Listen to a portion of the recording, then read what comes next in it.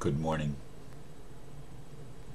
Here in the United States, it's Valentine's Day today. I don't know how many other countries in the world celebrate that, but happy Valentine's Day to those of you that do.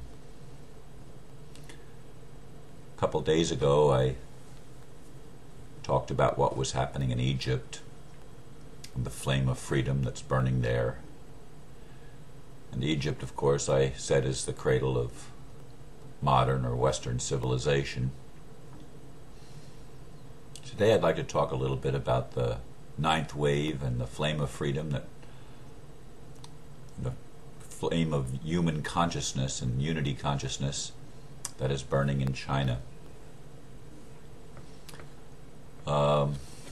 China, of course, is the cradle of Eastern civilization. It's probably one of the oldest civilizations on the planet. Who knows? Who knows? There's all sorts of esoteric knowledge coming out about ancient civilizations, if you pay attention. But I wanted to acknowledge China this morning. A week ago, I was privileged to watch a video, a documentary actually that was made in China, about a soul power movement in China that has come to the West. And Dr. Shah from China, who has published a soul power series. This is one of his books. It's one that I was actually won in a drawing at the workshop where they showed the video. But one thing that caught my attention is that the Chinese government actually gave its support to Master Shah and his master in the work that they're doing in China, and it's a work of awakening. And I want to share with you folks that this thing is happening all over the planet. I could probably take several countries, and if I searched, find indicators of the awakening. This is the critical mass being reached around the world. But what is soul power? One thing as it comes to the West is they teach people to chant in Chinese. And I'm not much given to that. I have my own soul song, which I suspect is a language that bypasses my brain, and it's probably Native American, although I have no idea, because it's simply words that I sing or say that have no meaning to my mind, but they have meaning to my heart and soul.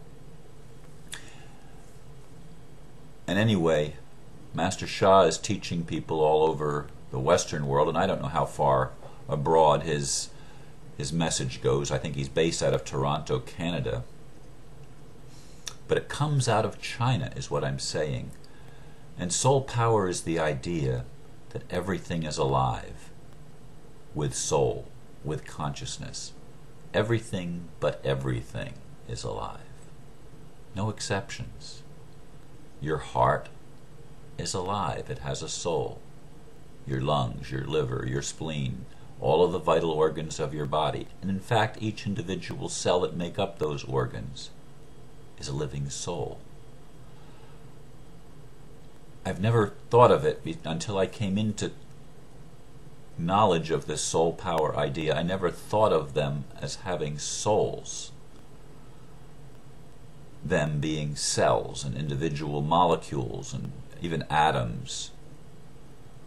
But I do believe, and I've long believed, well, I don't know how long, a few years anyway, I've believed that everything is alive, that there's no such thing as an inanimate object, that everything is consciousness in some form. And of course that's what the ninth wave of the evolution of consciousness is about. It's not just October 28, 2011 is not just the end of the ninth wave, it's the end of the first, second, third, fourth, fifth, sixth, seventh, eighth wave as well. All of the waves end then. And they began with this lower level of consciousness that was expressed in physical matter. It's the evolution of consciousness from going from the place of the most simple to the most complex and the most complete. The ninth, of course, is the completion of this phase. But all of the phases end. And what's happening in China, by the recognition that there's soul in everything, is a revelation.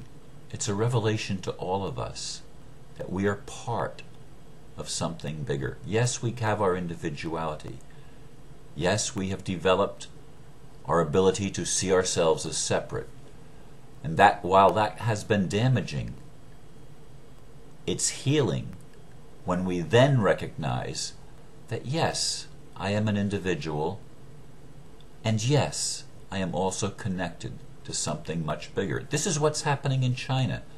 As we saw people flocking to the clinic of Dr. Shah, or Master Shah's, his master in China, who was also a medical doctor.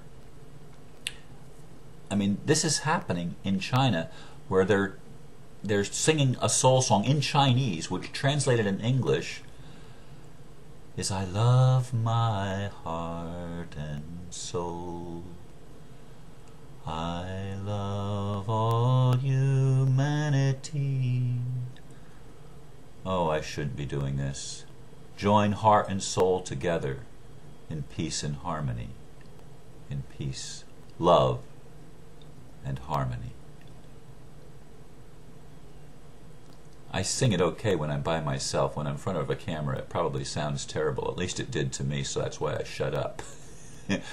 But I found myself yesterday and at other times just singing that over and over again. I love my heart and soul. I love all humanity. Join heart and soul together. Love, peace, and harmony. This is the soul song that they're singing in China, in Chinese. And they're singing it in Chinese even in the Western world. Even people that don't know Chinese. Here in America, we are linguistically impoverished. Most of us don't know any other language, or a good number of us don't know any other languages, except maybe, as I do, I know some phrases and words in other languages. But we're one, folks. This is the message of the ninth wave.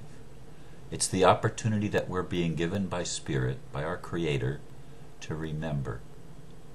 To remember that we are connected to something much bigger.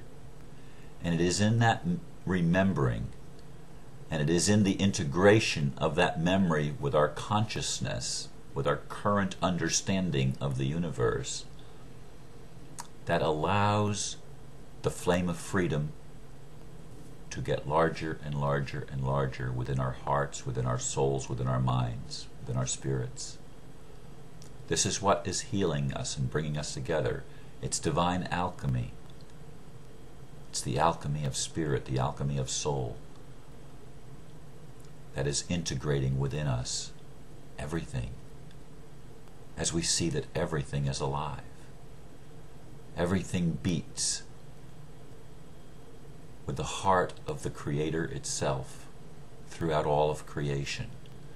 And it is this knowledge that allows us to heal the wounds that we created, that we unconsciously co-created in our journey of physicality, our journey into 3 dimensions.